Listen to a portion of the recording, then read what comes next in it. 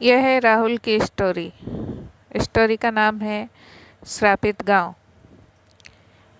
राहुल अपनी पढ़ाई करने के लिए शहर आया था। उसने ग्रेजुएशन की पढ़ाई शहर में की और अपनी पढ़ाई पूरी करने के बाद वह गांव आज वापस जा रहा था। उसने गांव जाने के लिए सारी तैयारी कर ली, अपना बैग उठाया और जाकर ट्रेन का टिकट लिया और ट्रेन में बैठ गया। वह ट्रेन में बैठा और रास्ता बहुत लंबा था। उसने ट्रेन में ही नाश्ता किया, लंच किया और रात को सो गया। ट्रेन रास्ते में जाते जाते एक गांव में रुकी और वहाँ पर वह पानी पीने के लिए उतर गया।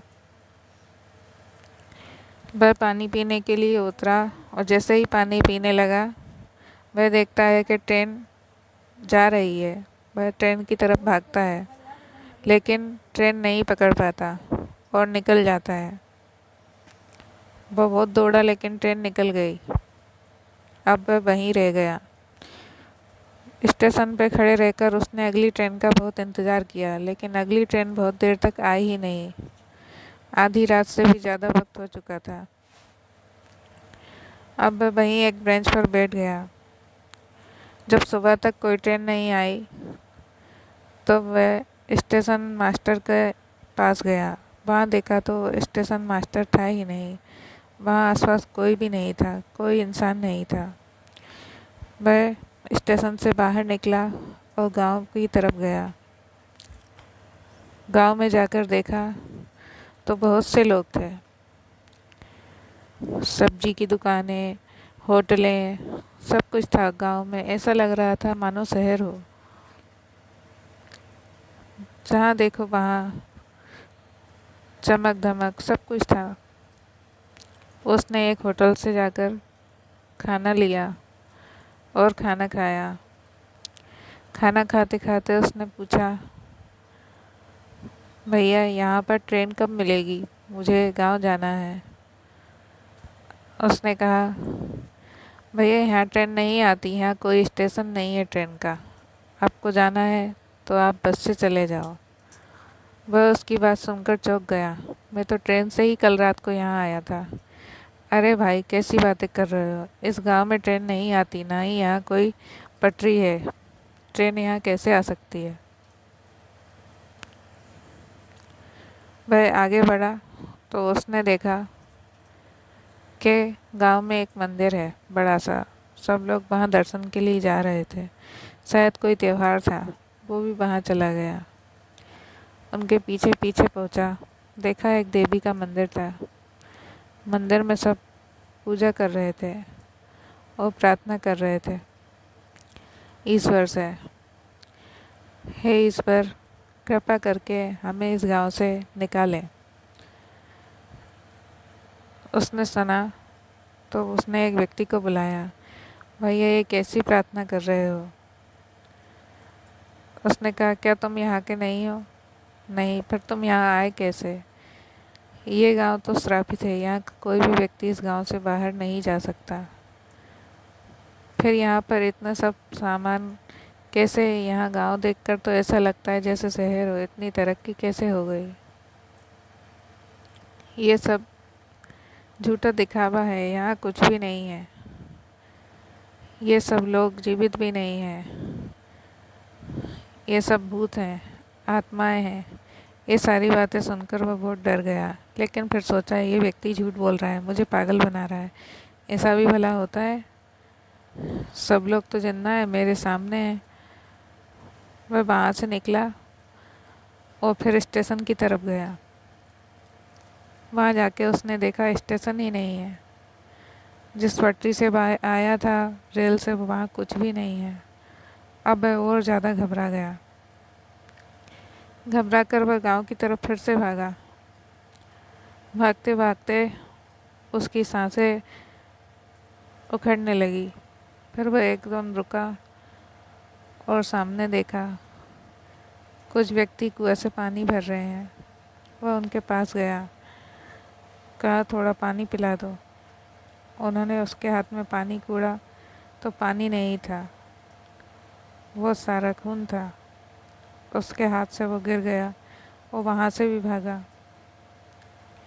उसने सोचा मंदिर की तरफ भागता हूँ। जल्दी जल्दी जल्दी जल्दी मंदिर की तरफ भागा।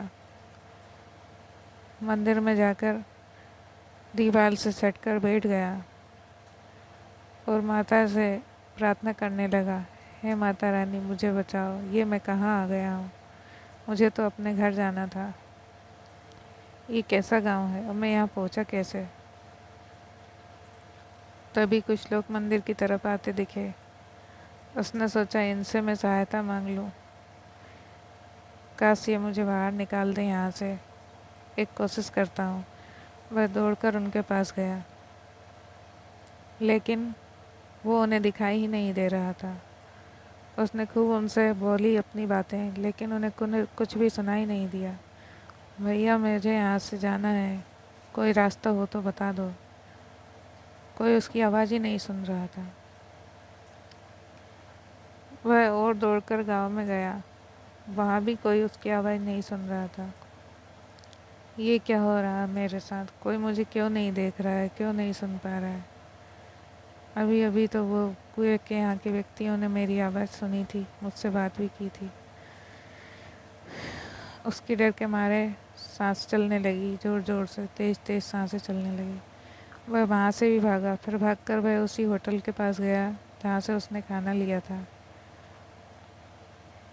होटल के वेटर से कहा, भैया भैया, मुझे थोड़ा पानी पिला दो। उसने उसे पानी दिया। उसने तो उसकी आवाज़ सुन ली। फिर उसने उससे पूछा कि ये गांव में क्या हो रहा है? अजीब अजीब, सब कुछ बहुत अलग है। मैं क्या करूं? कैसे अपने गांव जाऊं? उसने कहा, भैया, हम भी इसी तरह बरसों से इसी गांव में फंसे हुए हैं। हम भी यहाँ से नहीं निकल सके। भला तुम कैसे निकलोगे? फिर भी कोई रास्ता तो होगा। फिर उसने कहा, वो जो गांव का कुआं है उसमें से एक रास्ता जाता है, लेकिन उसमें इतना पानी है कि उसमें से कोई भी जिंदा बाहर नहीं निकल सकता। उसमें एक रास्ता है इस गांव से बाहर जाने का। ये कैसी बात कर रहे हो? कुआं में से रास्ता और उसमें तो पानी भी नहीं है। उसने कहा, नहीं नहीं, मैं उस कुएं में नहीं जा सकता। मुझे अपनी जान नहीं देनी। तो फिर भाई तुम ही सोच लो तुम्हें क्या करना है। यही एक आखिरी रास्ता है। वो वहाँ से वापस आ गया और आकर फिर से मंदिर में बैठ गया। उसे वही जगह सबसे सुरक्षित लग रही थी। वह धीरे धीरे मंदिर के अंदर मूर्ति के पास जाकर बैठ गया। उसने देखा कि मूर्ति के पीछे एक दरवाज़ा है। उसने उस दरवाजे को खोला और जैसे ही आगे कदम बढ़ाया तो वह वापस शहर में पहुंच गया। वह अपने कमरे में बैठा था। ये क्या था? ऐसा लग रहा था मानो उसने ख्वाब देखा हो। वहाँ से निकलकर उसे ऐसा लगा जैसे उसे दूसरा जीवन मिल गया है। वो वहाँ से बाहर निकल आया और वह अपने गांव जाने वाला था। तो उसने गांव जाने का मन भी बदल दिया। वो बहुत डर चुका था। उसने अपने परिवार को फ़ोन करके सारी बातें बता दी। उसकी माँ ने कहा, बेटा, अभी तो कुछ दिनों के लिए गांव मत आ, मैं ही वहाँ आती हूँ। ऐसी ही और स्टोरी सुनने के लिए चैनल को सब्सक्राइब और वीडियो को लाइक करें।